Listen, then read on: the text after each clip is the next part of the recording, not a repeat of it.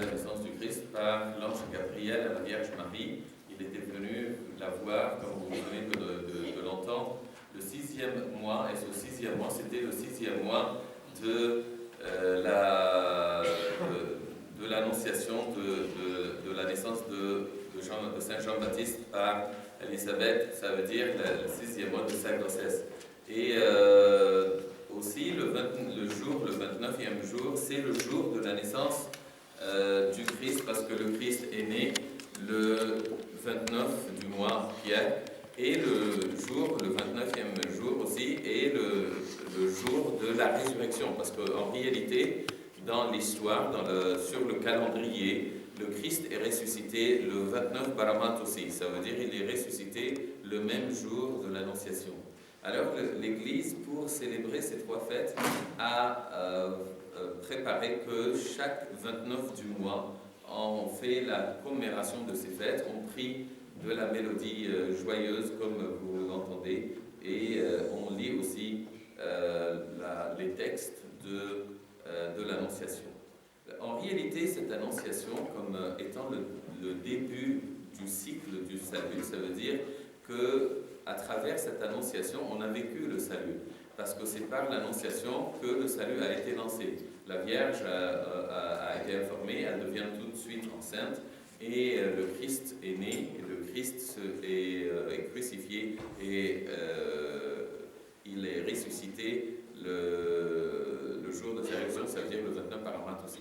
Cette Annonciation, pour bien la comprendre, on doit regarder simplement ce qui s'est passé le jour de l'Annonciation, mais également de comprendre à quoi l'Annonciation répondait.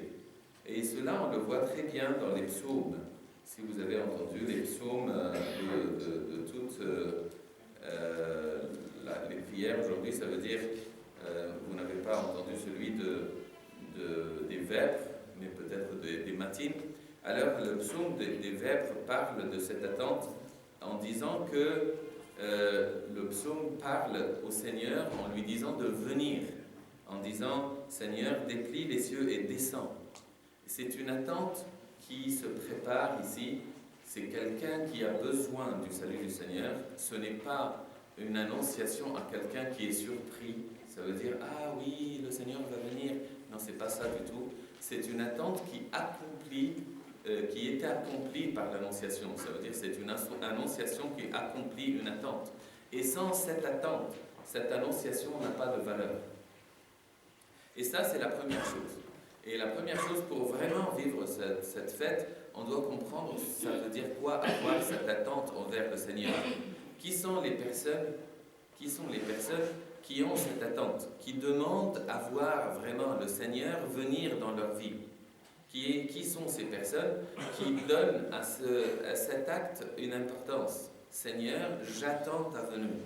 Et cette attente qui a été exprimée par le psalmiste en disant « descends du ciel », c'est même ça, ça veut dire c'est une attente de quelque chose qui n'est pas facile.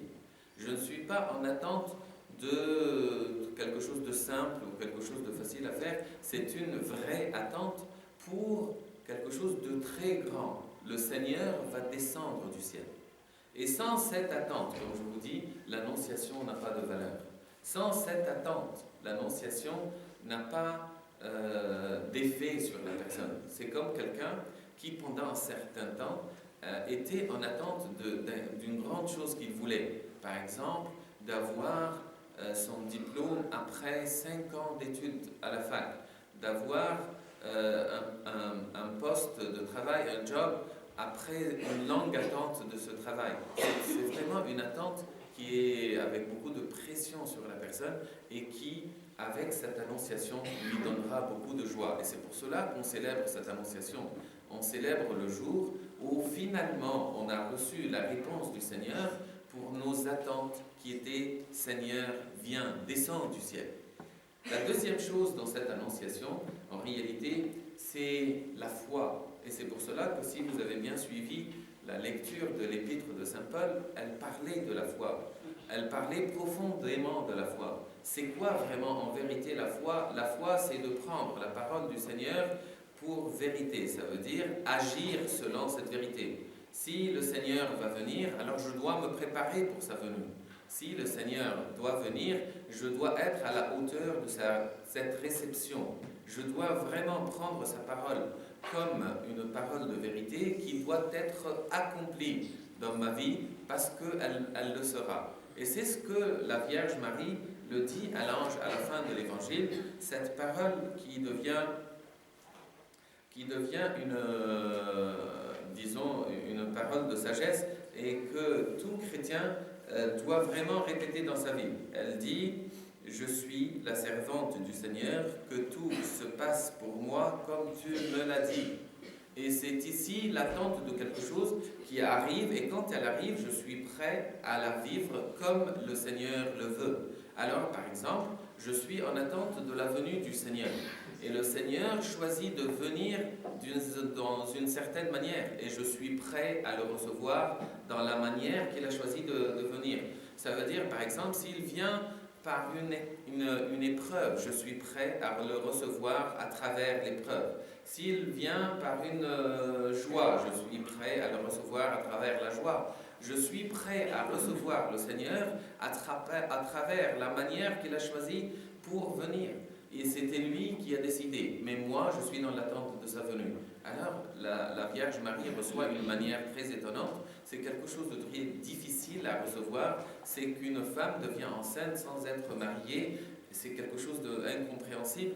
Mais de toute façon, si tu choisis de venir de cette manière, je suis prêt, Seigneur, à faire ce que tu as choisi de faire. Je suis la servante du Seigneur.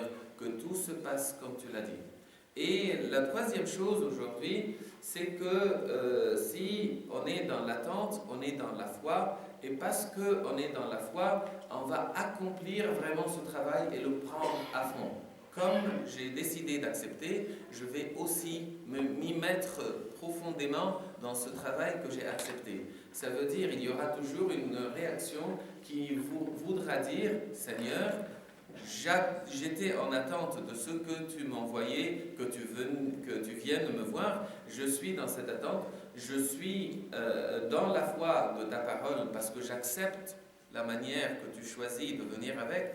Et finalement, je vais vivre ce que tu m'as demandé de vivre. Et je vais accomplir cette histoire. » Et cela vraiment donne une importance à l'annonciation. Que ferait une annonciation si la personne n'attendait pas cette annonciation ou cette nouvelle? Alors elle, au lieu de la réjouir, elle la triste. Que ferait une nouvelle à une personne, une annonciation à une personne qui n'est pas accomplie, qui n'est pas vécue, qui n'est pas importante pour la personne du tout? Et c'est pour cela, vraiment, sans ces trois conditions, on ne peut pas vivre cette annonciation. Que le Seigneur vous donne cette attente de sa venue. Que le Seigneur vous donne cette foi dans sa parole et l'accomplissement de ce qu'il demande de vous. Nous devons dire avec la Vierge, je suis ta servante, et la gloire à son nom. Amen.